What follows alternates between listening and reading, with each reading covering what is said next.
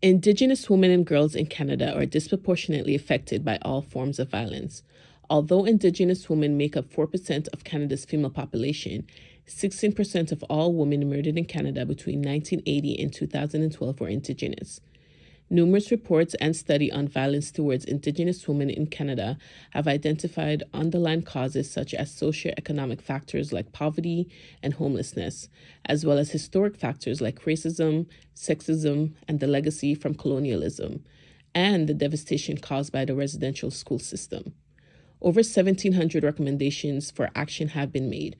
On December 8, 2015, the Government of Canada announced the launch of an inquiry to seek recommendations on concrete actions to address and prevent violence against Indigenous women and girls.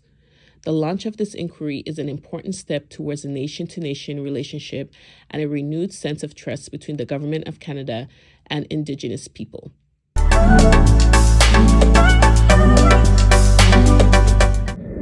Melanie Dawn Geddes was born in Lestock, Saskatchewan. She was the youngest of 4 children and was described by her mother as a happy, determined woman who would help anyone in need. She grew up in George Gordon First Nation. After her parents' divorce, custody was split, so Melanie spent half of her time living in nearby Regina. In high school, she met a young man by the name of Eric Cleveland. The two fell in love and became inseparable. After graduation, she worked hard to put herself through school to further her education. Melanie and Eric moved in together and eventually had 3 daughters, Tiara, Katie, and Chloe. Melanie adored and doted on her daughters. She was a very protective mother. 2 months before her disappearance, she did an interview with CBC News. In 2005, Geddes appeared on CBC TV just 2 months before her disappearance. She was worried about her daughters after a string of sexual assaults in the neighborhood. We went and picked her up at lunchtime as soon as we heard. And we told her she's not walking to school by herself. Melanie loved to be outside and stare at the stars, and she loved her little girls. Those were 3 things she got to enjoy all at once just days before her disappearance. The Sunday before she went missing, she wanted to go camping, recalls her mother Valerie Smoky Day. Nobody would go with her, so she pitched a tent in the backyard and slept outside with her daughters. At the time of her disappearance, Melanie's mother and stepfather were staying with the couple at their residence in Regina.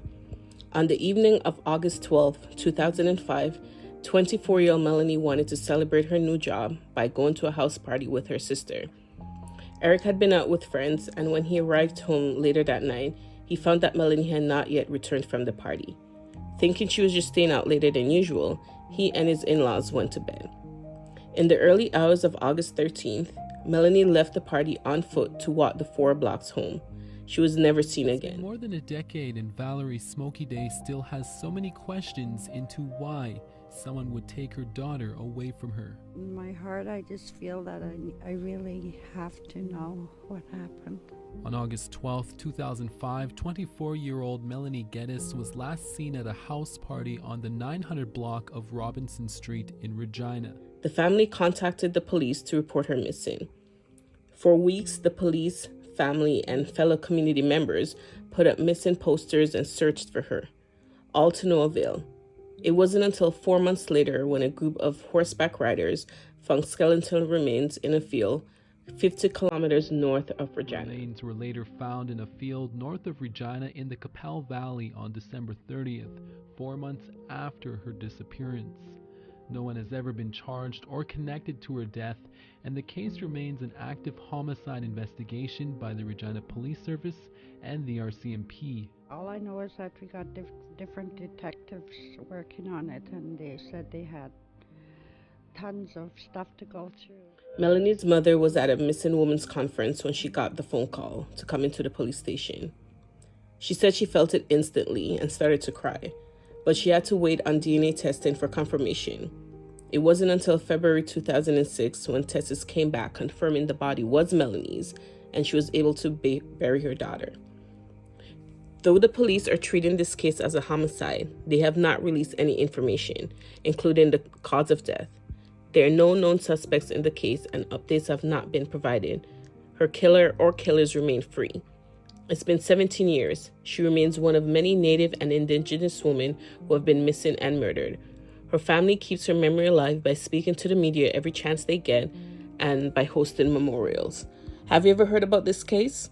Are you subscribed to the channel? Share the video and hit the subscribe button down below. The daughters of Melanie Dawn Geddes have clung to hazy memories of their mother. Tiara was only 4. Katie, now a mother herself, was only 7 when Geddes was killed. That night when she went out, she gave us a hug and kiss. She said she'll bring us back a treat in the morning. But I never saw her after that. So Cleveland grew up without her mother, a strong, loving woman who so dearly wanted to keep her daughters safe. Geddes left a house party in north central Regina to walk home. It was just 4 blocks away, but she never made it. 5 months later, her remains were found north of the city. I want to find out who did that and ask why they did that to her. I want to know why they took away my mother. Geddes is one of 33 unsolved cases of missing or murdered Indigenous women in Saskatchewan, all cold cases. Like, it's over. So they found her, they buried her, and I feel like I'll never know who murdered her. That's where I feel like everything stopped. In fact, there are at least 14 investigators dedicated to cold cases in Saskatchewan. The Saskatchewan Association of Cold Case Investigators share information and knowledge between agencies. This video is a result of their collaboration. This is an example of one tactic, appealing for tips in the case of Karina Wolf. I absolutely believe that there are people out there that have answers. To crack a cold case, investigators say a breakthrough usually hinges on a new piece of physical evidence or new information from a witness. So Melanie Geddes' family waits, determined to remember her, unable to forget her killer has yet to be found. The UN has censured Canada for its ongoing failure to address the crisis.